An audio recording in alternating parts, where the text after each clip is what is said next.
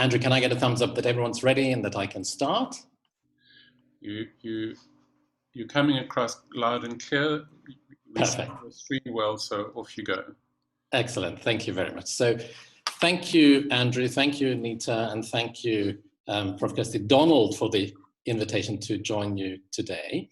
And I should start, I think, by just saying, firstly, greetings from the Division of Child and Adolescent Psychiatry on the other side of the Ronnebosch Common. I'm putting the picture up not because I think you don't know where we are, but I thought some of you might be in lockdown and might not have seen our beautiful Table Mountain for a while. So there we are, bottom of Table Mountain, in the Division of Child and Adolescent Psychiatry. You will know that in the division we have a number of different research programs and research themes. And so when was it? Sometime late last year, Professor Donald and Dr. Vogel and I were talking about what we might talk about at our next presentation today for as part of the Red Cross program. I said, that's fine. I'm on the 29th of April getting on a plane to America to go to the International Conference for Autism Research. So why don't I talk about some of our autism research at that meeting? Now, you will all know that something happened since then. And suddenly we find ourselves in the world of COVID-19, in the time of COVID-19, and the world is very much a different place now in comparison to when I first said, let me talk about autism and autism research. But I had a conversation with Professor Donald, who said, yes, we very much want you to be sensitive to the time, but at the same time, we also want to be transitional between all the COVID information sessions that we've been doing and starting to get back to some academic research-based and other thematic presentations in our Wednesday morning program. And so that's why we came up with the following idea. And this is what I'm going to try and do with you today, which is I'm going to start with some basic observations about COVID-19 and then talk a bit about autism in Africa through the COVID lens, if one can do that. And then given that we've all had lots of challenging news over the last few months, I will try to end with some actions and some positives that I think has come and can come from the challenges that we are all facing. I'm going to make 5 specific observations and 1 very kind of general observation, and you'll see the themes coming through as I go along. So here's my specific observation number 1, and that is that COVID-19 is really everywhere. All regions, all countries, even the countries who thought they didn't have it, I think have it, and everyone now agrees that. Variable severity of the presentation, and it seems to affect adults much more than it affects children. Of course, you've all heard recent stories about maybe some rare phenomena in children. And in COVID-19, there's been lots of confusion about language, for instance, about symptoms versus confirmed, screening versus testing. And so this uncertainty, I have some fever, does it mean I have COVID-19? Or I don't have fever, does it mean I don't have COVID-19? And I've been screened, but I've not been tested, or when can I get tested versus screened? All those has caused a lot of uncertainty and a lot of anxiety, I think, for many people in the general community, and including us in the health community.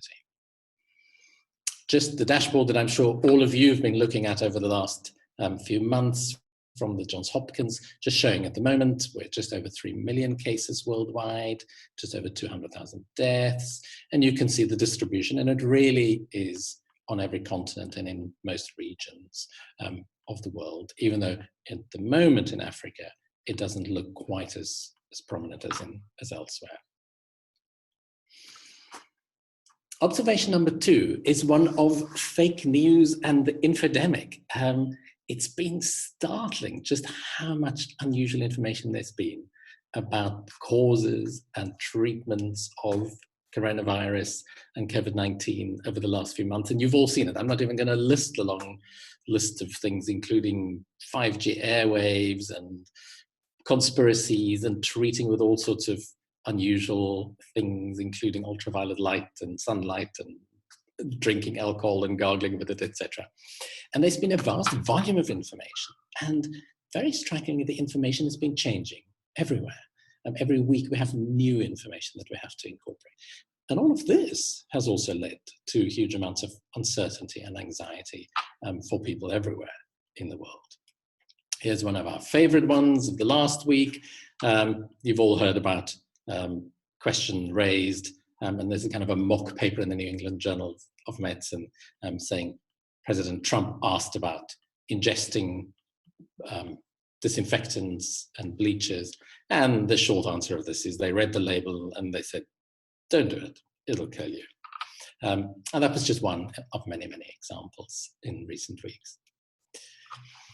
Third general observation is national responses have varied quite a lot, both in terms of screening, in terms of testing, in terms of lockdown plans and policies.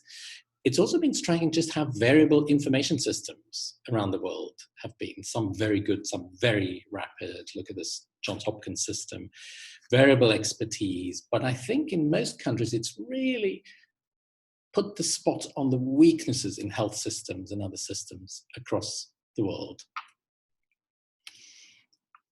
Just showing some flags in Sweden, for instance, they've had a policy of very open, so kind of saying we're a mature country, we believe people will follow social distancing, so they kept most services open for most of the time. In contrast, New Zealand had a very rapid lockdown, closing their borders and made people live in what they call their bubble, so just kind of family and their regular close connections.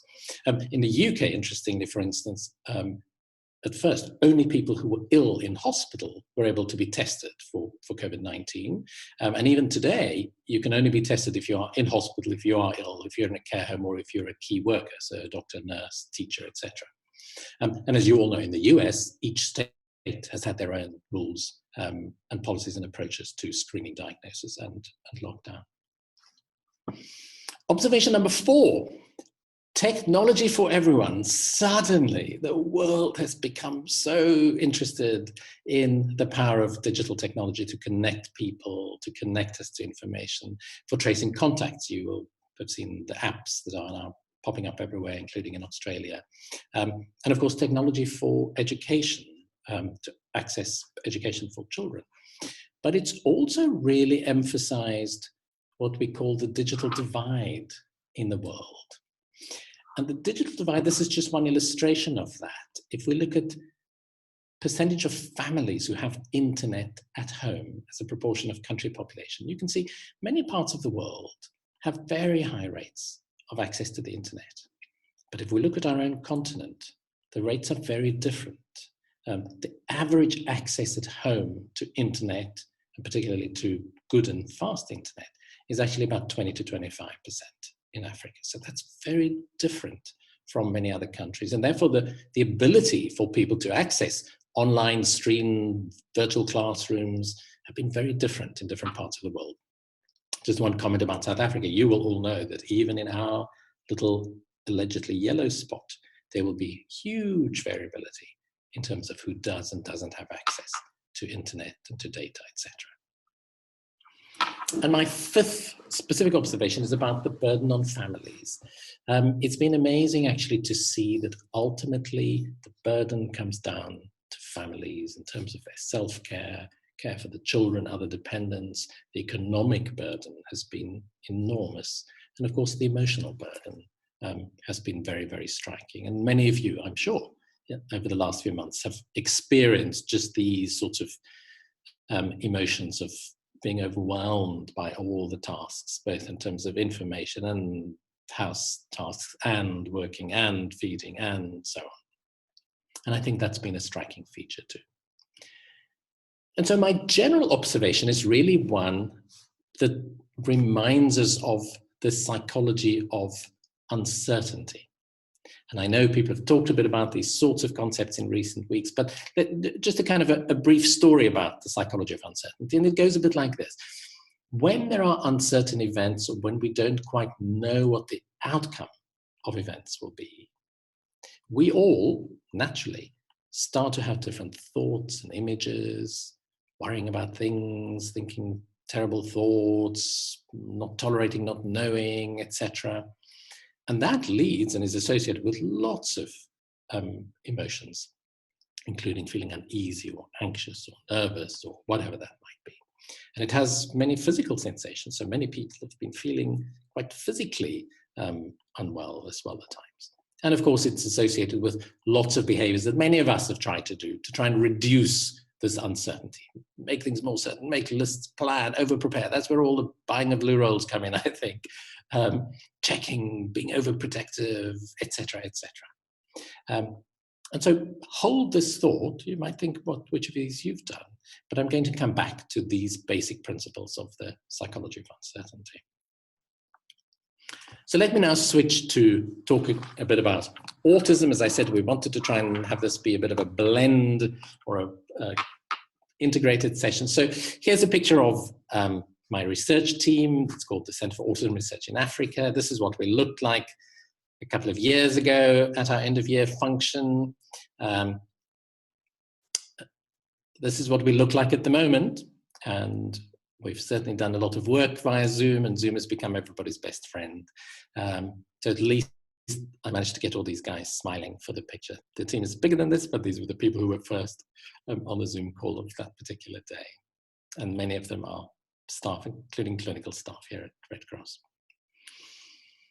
And so let me apply that same lens then to autism and tell you a little bit about why we've been doing some of the work we've been doing. So autism is really everywhere too. All regions, all countries, highly variable severity.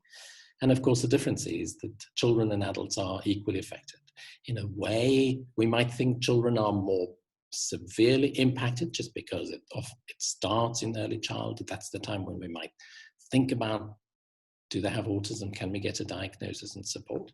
But of course, the majority of people with autism are adults because we live as adults much longer than we are children.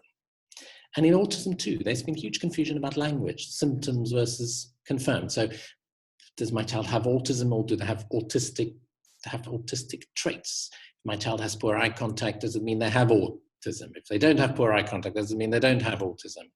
And the issue of screening versus actual diagnosis. Many people might have somebody ask them a few questions on a rating scale. That's the equivalent to screening. That's not the equivalent to a diagnosis.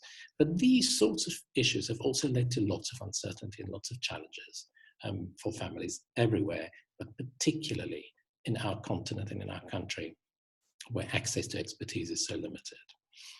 Just a picture again of the globe. A few years ago, we looked at developmental disabilities in children under the age of 5 in all countries of the world.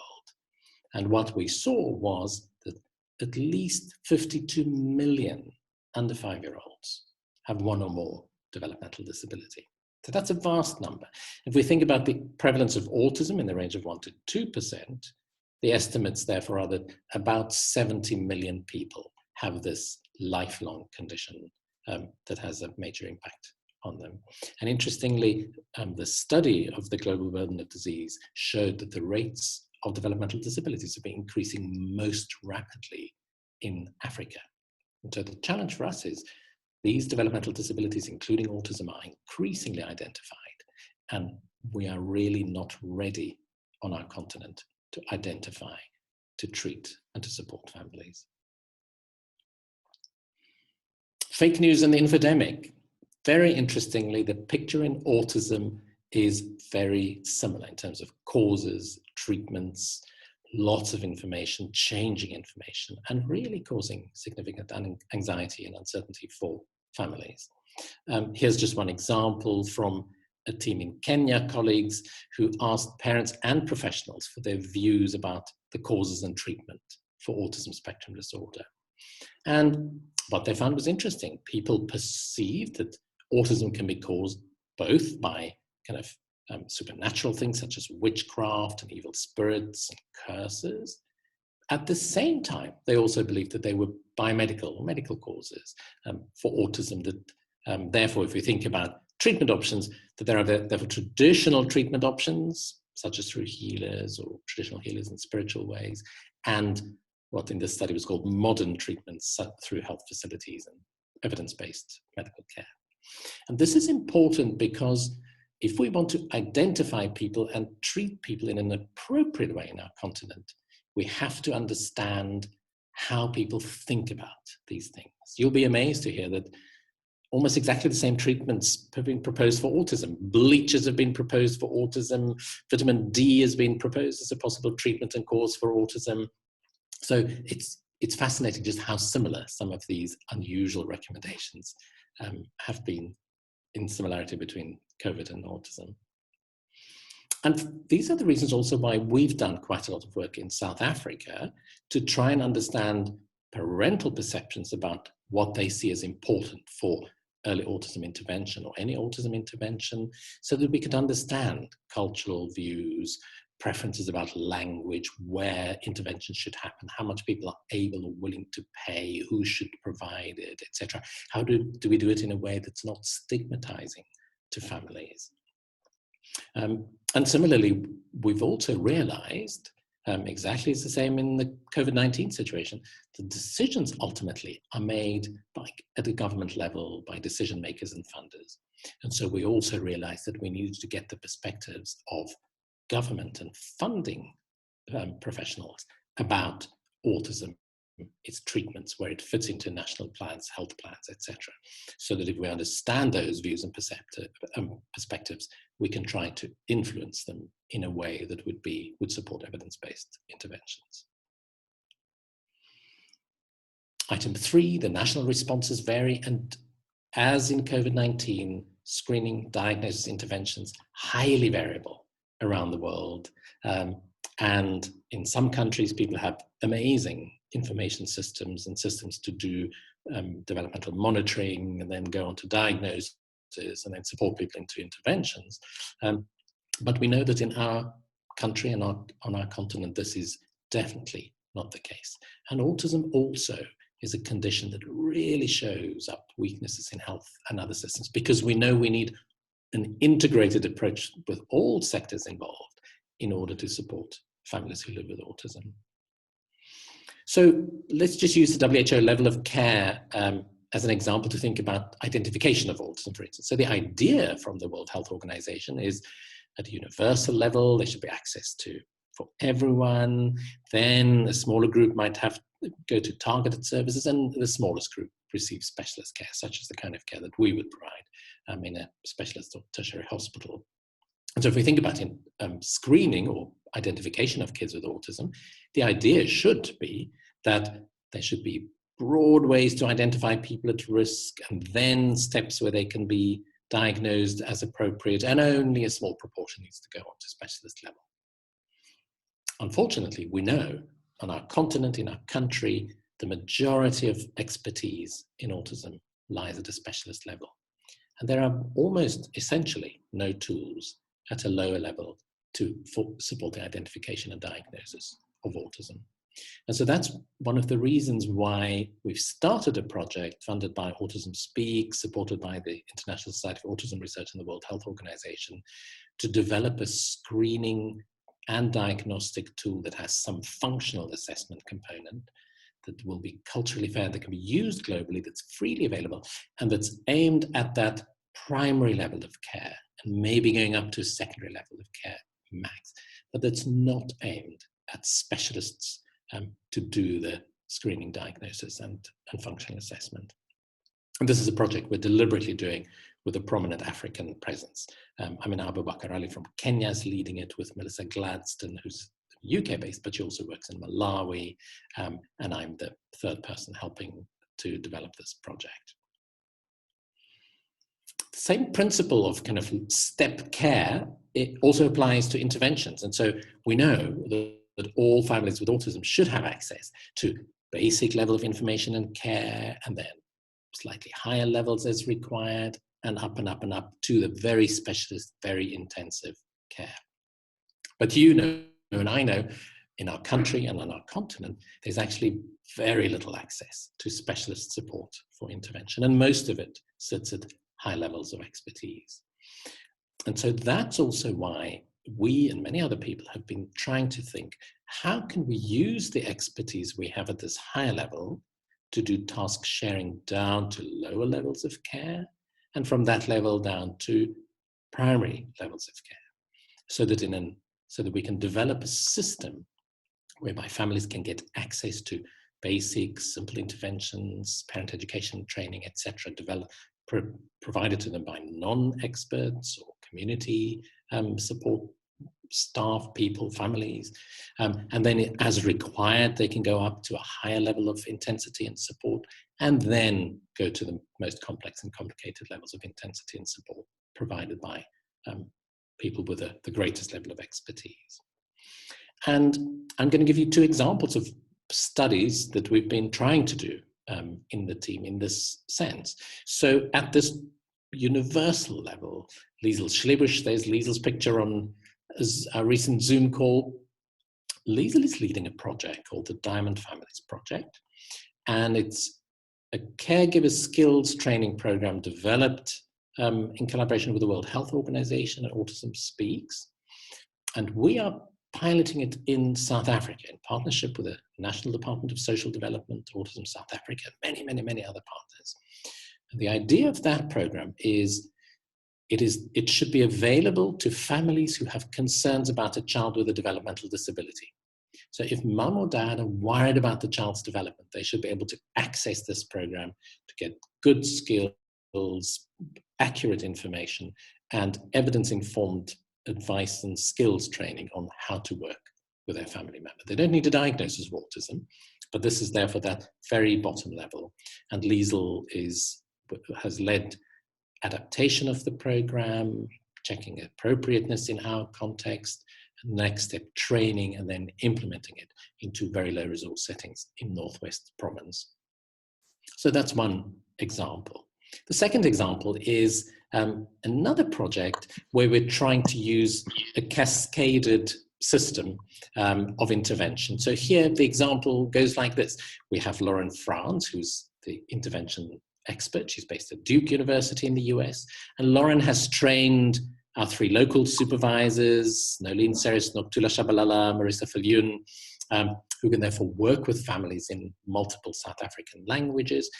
They have coached and trained ECD workers, early child development workers attached to schools in the community, who then become the coaches of caregivers, who then, under their support, work with their own children to help them develop skills that are autism-specific skills, techniques, etc.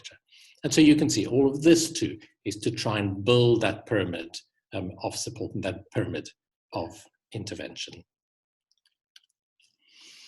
One of the striking things for me about the whole COVID-19 scenario, as I stated earlier, is we have such different responses in the international community that it's not always clear what an ideal outcome will be. Will it be low number of cases? Will it be low deaths? Will it be herd immunity? And similarly, if we look back at the many different ways in which countries are implementing COVID strategies, how will we know what the active ingredients might have been? So will it have been the early lockdown? Will it have been masks? Will it have been high level of screening? And interestingly, I reflected that that's exactly the same challenge we have in the autism community when we think about intervention. What are the ideal outcomes for families? And how will we know what those active ingredients were of different interventions that will have made the difference to people? I just want to pause 1 minute. I can hear somebody on the line that isn't muted. So I don't know if people can maybe just check that they're muted so everyone can hear clearly. And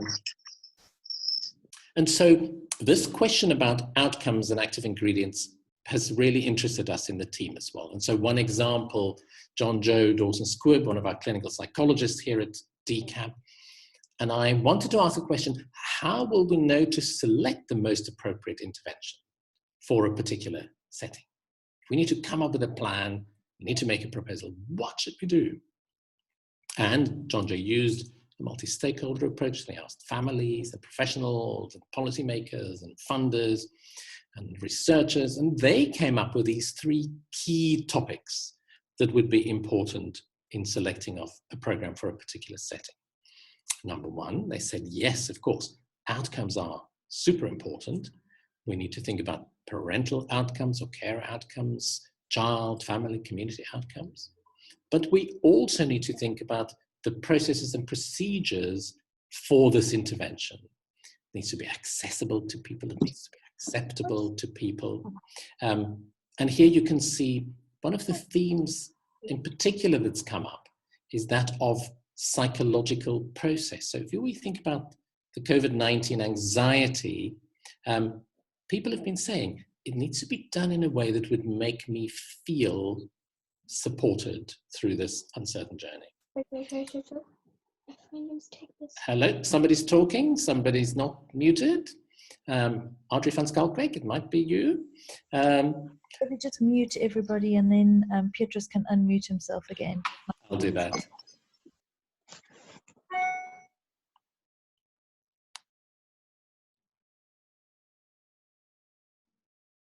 Right, am I still on? So these sorts of thinking has really made us become very interested in the overall concept of implementation science. And that, very simplistically, is if we have an intervention and we want to find the best intervention for a particular context, what do we need to do in order to implement that? And maybe another way to look at it, and these are beautiful pictures from Liesl Schlebusch, one of the team, is an ideal intervention is something that is a good intervention, that's right for the context, for the soil of where we are in Africa, and that where we understand what these implementation factors are that we need to support. So for instance, there might be an amazing American intervention for autism that might be here, but if it doesn't stick in our soil, it's not going to work. Or there might be an intervention from somewhere that looks good and we can make it grow in our soil, but we need so much water and so much support to keep this thing going that it's also not sustainable or it's also not scalable. And so that's really how we've been trying to think about supporting interventions. Let's talk about technology for a minute. Just as in the COVID situation, technology, and particularly digital technologies to connect people, to get information and for education has been super important. Of course, we're very mindful of this digital divide, but I'm going to tell you just two stories in terms of technology. The first is work that's done by Nola Chambers, speech and language therapist in the team. And Nola's been working for many years with a team at Florida State University, directed by Amy Weatherby, on a program called the Autism Navigator. The Navigator is a resource built up over many decades of training materials and training supports for people to identify autism in the very young, and then to support people to do intervention in the very young. And by very young, I mean in under 3-year-olds, and ideally in a home setting. And in previous work, Nola has evaluated the primary care module. So this is a lovely module for primary care level staff, doctors, nurses, etc., who work in community settings, with materials that shows a 2-year-old, a typically developing 2-year-old doing a particular activity or game, and next to them, a child with autism doing a similar thing, so that people can really train their eyes to know exactly how autism looks different from other and typically developing children.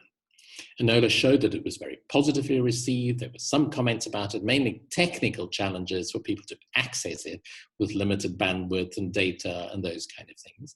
But she then proceeded to a next step, which is this training program offers web-based remote training to interventionists. So through online training, through remote coaching, Nola has been trying to find people across the country, in fact, all over the world, that she's been training to become interventionists. And the idea is then they would go on to deliver the intervention at home under remote supervision and remote support.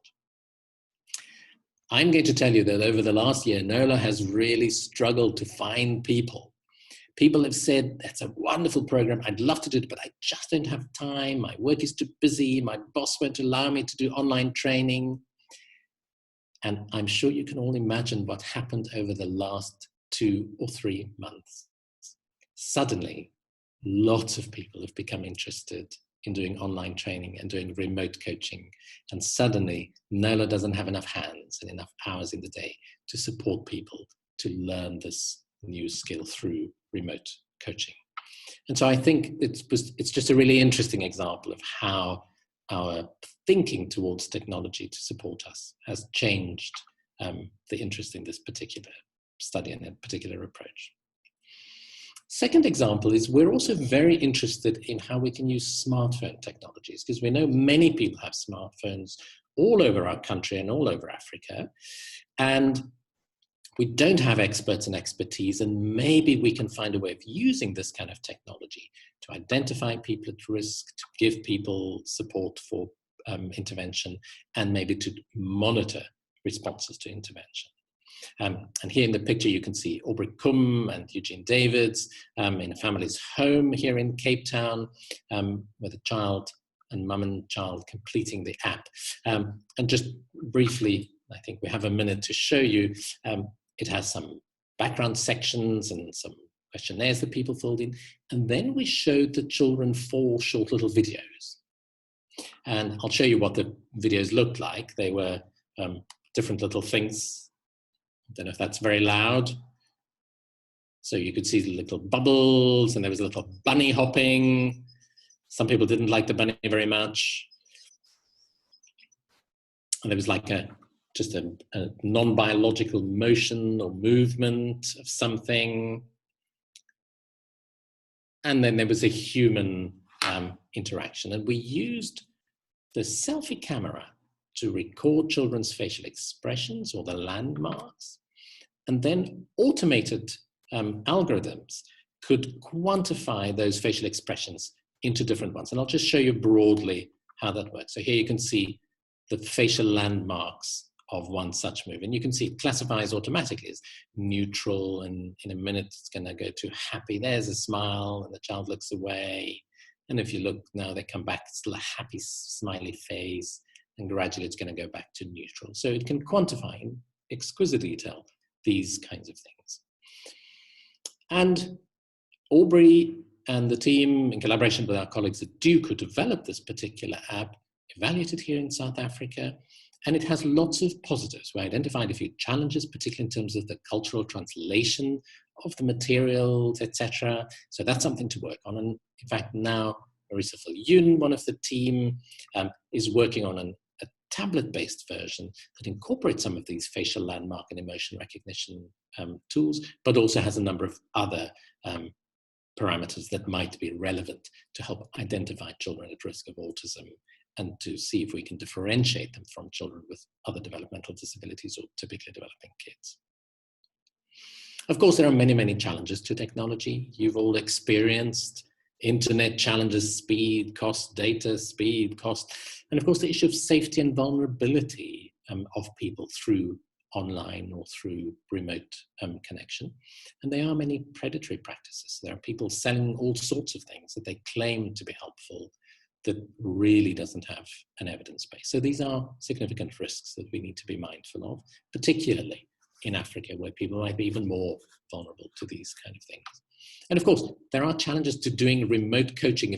If what you're trying to teach someone is social communication, that's really hard to do through electronic media, through Zoom and other kinds of ways. But it's a mind shift for us to try and think how we can manage that.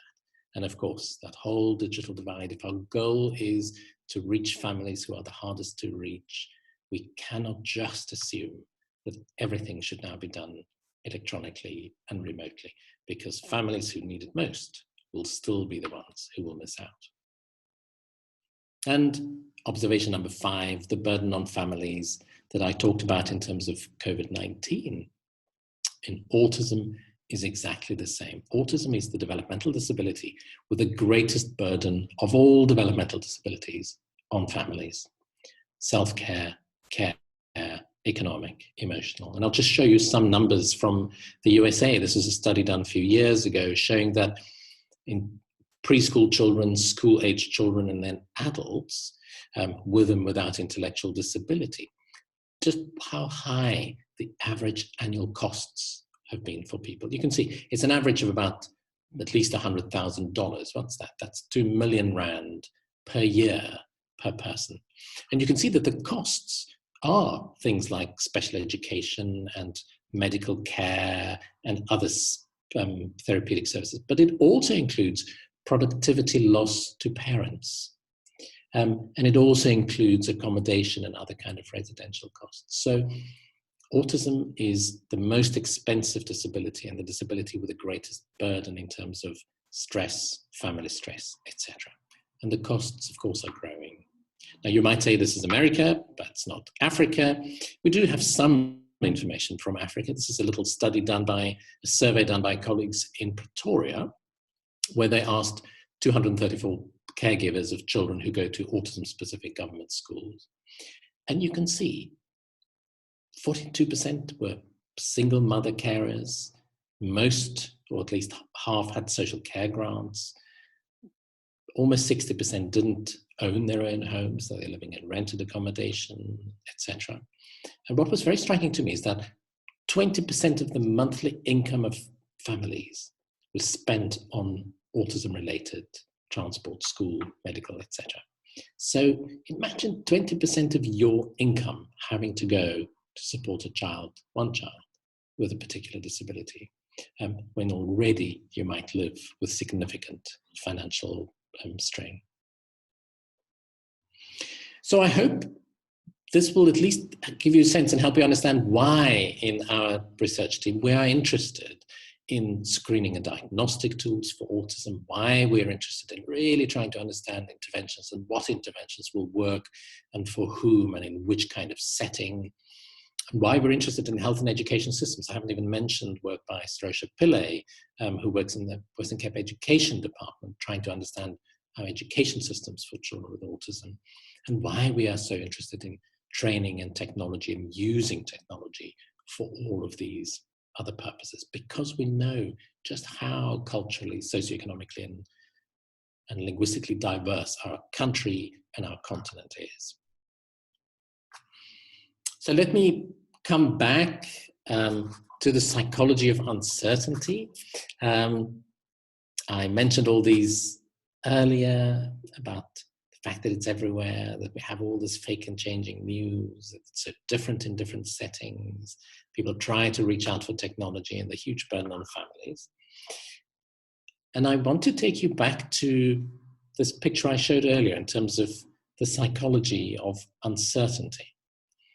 And for one moment, I want you just to think which of these experiences you might have had over the last 2 months, in terms of your own thoughts and worries, in terms of your own emotions and feelings, in terms of your own physical sensations and feelings, and in terms of your own behaviors, what you've done over the last month or two.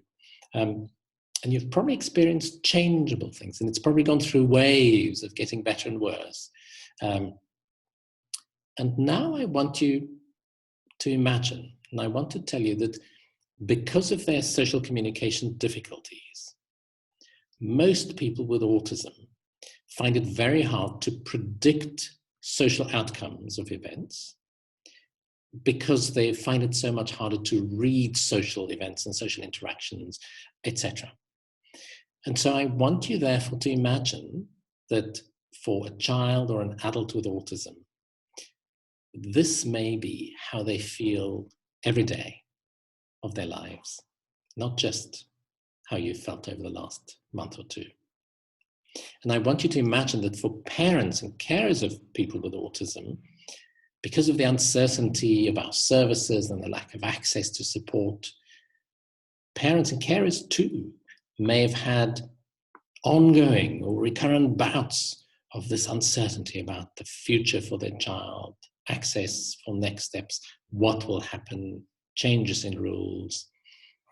And I think if all of us can just hold on for a minute to think, if this is how people with autism feel, and if this is how parents and carers of people with autism feel, it might help us just think a little bit differently and be perhaps a little bit more empathic about why people with autism try to increase certainty, perhaps making lists or asking the same question over and over again, checking things, and maybe why parents of people with autism might be so overprotective or over-informed or really trying to check and seek help and support, etc. And I think if we just hold that psychology of uncertainty in mind for people with autism and other disabilities, I think it will be a helpful way for us to approach them, both in clinic and in the general community.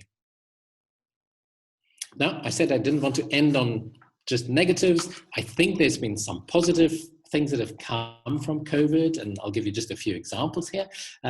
One, John Joe Dawson Squibb, you've already heard of John Joe, has collated on the website of the Department of Psychiatry. So any of you can just go to psychiatry.uct.ac.za, and there are lots of really nice COVID resources, particularly focusing on mental health. Some is about self-care and mental health. Some is about tips for parents. Some are like books to work with children, etc. So a really nice resource. You can go to it and click on whichever particular thing you might want. In fact, there's really nice information also about the psychology of uncertainty and dealing with it for yourselves that you might want to access. Autism Research, the Journal of the International Society of Autism Research, we've decided to ask for global reflections from autism experts around the world so that we can at least capture some of this time and some of the challenges that we're experiencing and some of the things we're learning through the COVID-19 situation in the world. The third thing that we've done is we've made up some tips for parents. In fact, it came from colleagues in France. As you know, France was a month or so ahead of the rest of certainly Africa in terms of the COVID epidemic. And they looked at all the information that came to parents and did a thematic analysis. And so we used, with their support, those thematic analysis and just put up 5 very simple tips for parents. And we prepared them in 6 local languages. And they're also available through the psychiatry.uct.ac.za website. And many of you might have had them circulated to you. So feel free to send that out, send it to people. That's not fake news. That really is something that we've done in a very globally collaborative way. And something we've done over the last few weeks, which I was very encouraged by, was actually all the autism organizations in South Africa coming together to advocate to the government for exclusions and extra support during the lockdown time for families who live with autism. And you might have heard or seen on national media the pleads and the requests from the autism community. And it's been great to see just how people have been positive champions for their families. Now, fair to say that this was the autism community asking for exemptions. We've been very clear that this is a request from the autism community, but it really is on behalf of people with developmental disabilities. And so the requests for instance, letting families be able to take their family members with disability out during the day, regardless of lockdown level, that more than one parent might be able to escort them, and other kind of little concessions, really driven by the autism community, which I think has been a lovely thing. Another very positive thing, every year there's a National Autism Conference, and it's held in Potchefstroom, run by Northwest University in Autism South Africa. And every year it's a big face-to-face meeting. And this year, of course, we can't have it. And I've been incredibly impressed that the organizing team, that's Northwest Autism South Africa and the South African Association for Child and Adolescent Psychiatry and allied professions, have been able to turn this into an online conference. So any of you, wherever you might be, would be welcome to register and join us for those 2 days. There are pre-conferences, there are workshops, there are presentations, and everything will be done through remote and online interaction. So a very positive consequence. Now, I'm not saying we should get rid of face-to-face conferences, and I hope they will never go away, but it just shows how we can sometimes be nudged just to make that jump to things that we haven't done before. If anyone's interested in looking more about the research things we're doing in the autism team, you're welcome to go and look at some of our work or to contact me or anyone in the team. And I just want to end on a few words from the division. And Wendy Vogel, the head of the clinic, has asked me just to tell you two main things. Firstly, in terms of patient support, DCAP is open. And even though routine cases are de-escalated, we're still seeing emergencies and ongoing high-risk patients. They're doing telephone consultations with families. They discuss new referrals. And if you have any concerns about either an inpatient or an outpatient, please contact the team. You will see there are lots of phone numbers here and there, but I'm going to show to you again, it's only really one phone number. And they're busy developing a basic screening questionnaire to look at psychosocial needs of families and some information sheets. And the second thing, which might be particularly helpful to all our colleagues at Red Cross, is the team, Sisters Ida Darmons and Willem de Jager, our principal psychologists, are also offering staff support to individuals or to teams at Red Cross. So if any of you are interested in having some kind of staff support, this is mainly done through Zoom or remote means, please feel free to contact Sisters Ida Darmons at westerncape.gov.za or Willem de Jager at his UCT email. And the main message, and of course there are other helplines that are available for people, but the main message really is, if you have a question about mental health of a child, if you have any questions about support for your own team, please contact Wendy and the team on our phone number here at DCAP. And the last thing Wendy really wanted me just to remind all of us of is the fact that when people are hungry, we can't look after their mental health. And that there's been a significant social impact of the COVID epidemic, and that we should all think what we can do to support the kind of social relief of distress that there exists in our communities. And with that, I'm going to stop and thank you for allowing me to be forced to do some kind of a transitional talk between COVID-19 and autism in Africa. And if there's time, I'd be very happy to take some questions. Petrus, thank you very much for an absolutely fascinating presentation and a whole set of comparisons and analogies that I don't think many of us had thought about at all. We do, in fact, have some time for questions, for people to comment. So people have the opportunity of writing things up in the chat section, or if you want to, we could come online and speak. I don't know if Kirsty or Wendy or others of the team would like to comment as well. Thank you, Petrus, for a really wonderful transitional talk. I think it really brought home how important it is to think about, when we're thinking about our business as usual, to think about it in the context of current stress and distress and context. And you know, this actually exists in the previous world before COVID, and it's going to exist after COVID, that this crisis has made us think about what we do in the broader social context in a way that nothing else has. And I think that your talk particularly has really highlighted that we have to, whatever we do, we have to be able to be thinking about it going forward in the broader social and medical context. So really, thank you very much. Thank you.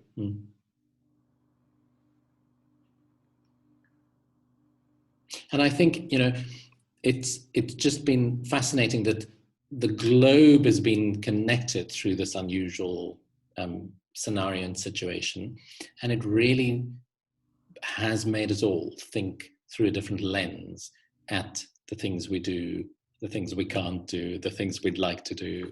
And I think that's, you know, it's not a pleasant thing, but it really does give us an opportunity to think a bit more mindfully about, exactly as you say, the communities we're trying to serve and how hard things generally are for families who live in a place with very limited resources, as we have in South Africa and in Africa.